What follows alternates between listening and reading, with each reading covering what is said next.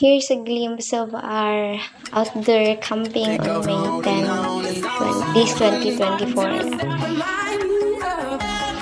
Yeah, we have fun, we have enjoy every moment.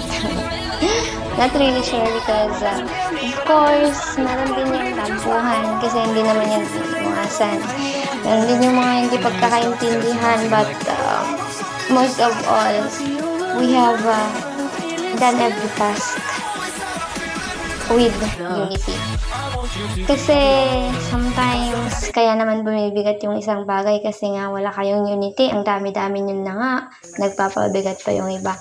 But then, during our outdoor camping, is that we have experienced those things na we didn't really expected. Like, nagtulong-tulong kami sa isang bagay kasi nga minsan walang ganun kahit na sa room walang ganun kasi minsan selfish yung iba. Hindi ko naman nilalahat yung iba kasi nga gusto lang nila sila lang naman yung aangat. But while going to our activities like sa mga task, mga team building, we have they show what we call unity. Because of unity, we have accomplished things na akala namin ang hirap-hirap, but then nung nagtulong-tulungan kami, ang dali-dali lang kami ang gawin kapag may unity. And of course, sa hiking, so far okay naman lahat.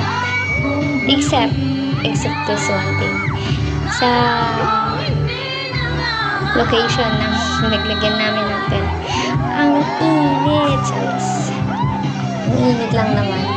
Pero, gabi na okay na naman. Pero, syempre, sa one day and one night namin doon na pag-stay, na-feel namin yung init. Tapos, sa gabi, those activities, kanta, and then drama, and then, yeah, those things. Feel namin yung saya, ang saya-saya pala. Inakala din namin boring, ang saya-saya pala. Kasi nga, honestly speaking, inakala namin boring. Kasi sa loob ng campus, but then, okay pala. That's is my reflection is additional ang daming knowledge namin napulot. Hindi lang siguro ako, imposible naman. Those activities and everything, ang dami talagang magagandang aral na napulot namin. And thank you sa mga instructor namin ng PatFit 104 for letting us experience this outdoor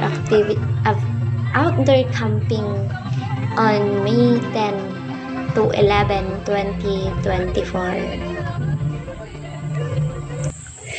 And it's this way. Thank you for watching. This is my reflection.